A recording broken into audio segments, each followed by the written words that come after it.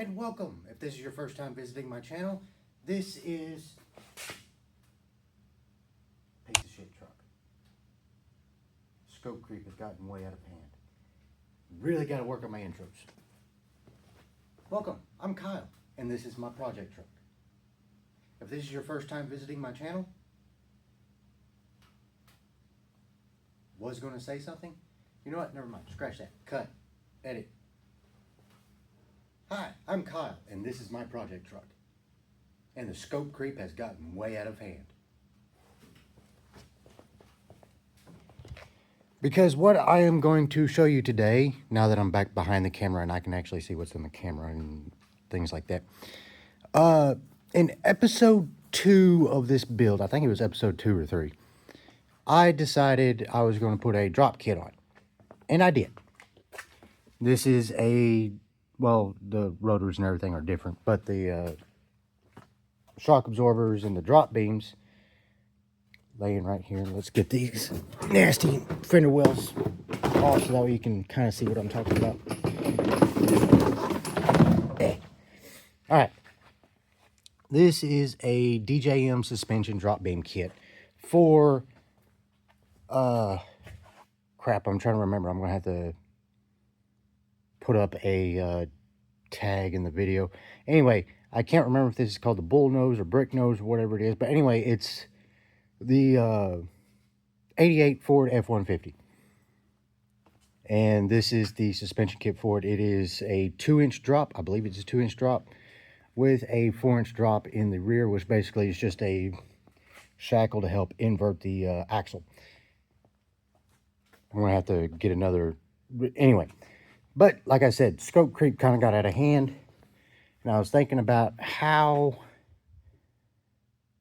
I wanted to make this vehicle a little bit safer for the speeds I want to go. And one of the things I came up with was I don't trust a drop beam suspension. Now, a split beam suspension like this articulates very well as far as, you know, suspension travel, but your wheel angle doesn't stay straight up and down. It actually arcs with the beam itself. So if I was to ever pull the front wheels or something like that going down a drag strip and it lands funny, it would probably send me straight into a wall or the other or the guy in the other lane. We really don't want that. So I'm upgrading to, where is it at? Anyway, I got a Helix Mustang 2 conversion kit. I already got most of this cleaned up. I got to do a lot of trimming and boxing in and whatnot. But I got a Mustang 2 conversion kit for said truck. And that is going to lower the ride height, which would be awesome because I really don't like trucks that are sitting up in the air, which this one's actually pretty tame compared to some of the others. But I like lower vehicles. And not only that, coming from a, you know, guy who's hung out at drag strips most of his, you know, pre-teens, teenage years, it just kind of fits the aesthetic I like. But that's what's going on there.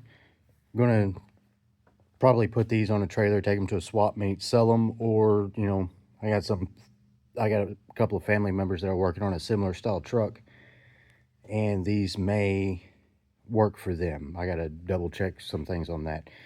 There's my bloody tape measure. It's a flat surface, it'll collect something. Anyway, that's part 1 of this update video. Part 2 is, in the last video, you saw I got the bench seat kind of mocked into place. I cut it up, put some cross members or some new cross plates things, and extended the bench seat so that way it fits in the vehicle and kind of fills in that space, and I'm not actually sitting in the center. But anyway, so what I've done is, back here, not enough light. I need a flashlight. But anyway, if you can see where my finger's pointing, drilled a hole, put a what is that, 1/2 inch 13? Yeah, 1/2 inch bolt, 1 inch long. Put it through. Got a nut on the back side against a washer, against a fender washer, or no, the nut against the fender washer and nut are welded to each other. In the fender washer, I welded to the bottom side of this, so that way there's a little bit more reinforcement. And over here, don't mind the ugly welds. I'll clean those up and spray paint them later. But I had to come in with some angle iron to help support these front perches that are hanging off this factory ledge here. So that way I don't have to do a whole lot of cutting and modifying. So now that those are in place, the seat is pretty freaking solid. I still got to figure out something about the tilting mechanism for the backrest. But what my thinking is, and I got to review some rule books in regards to roll cages and seats and whatnot. I believe I can have a tab and pin it to a, to another tab that's welded to the shoulder bar on the rear hoop. I might be able to do that. Like I said, I got to review some rule book stuff to see if that is allowable. If it is, that makes it a little bit more easier, and then I can start coming in here at a later date and start mocking up the foam and all that stuff. But right now this is in place, so that way I can get my driver position, which also told me I got to do away with the steering column because I need a shorter steering column.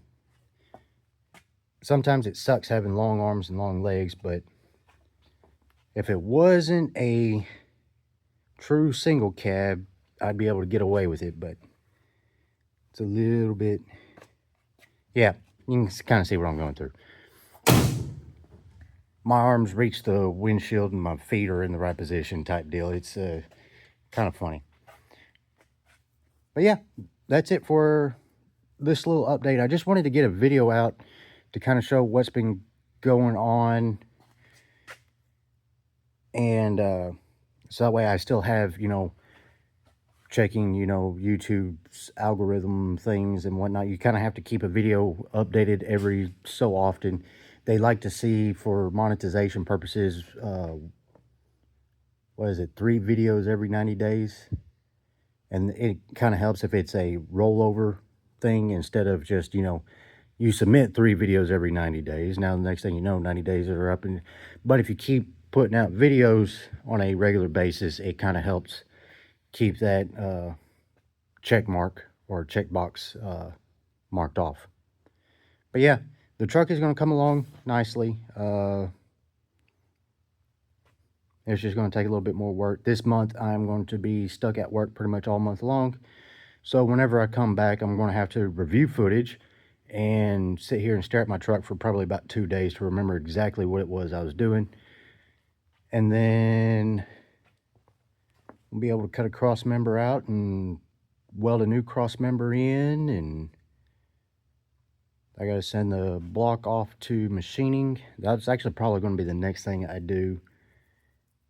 Working all this overtime this month, I'm probably going to send the block off to go get machined and get that very pretty and expensive rotating assembly installed. And then that motor will go up to the engine shop up on top of the hill and stay there until I am ready to install it and start doing some more mock-up stuff. But yeah, like, share. Now, you really don't have to like this video. You don't have to share this video. But like I said, it's just something to kind of help fulfill some obligations for YouTube. And it kind of makes me feel better showing that there's an actual progress on this truck rather than, somebody comes in 2 months later and goes, what in the world was he thinking? Well, scope creep. But we'll make it work.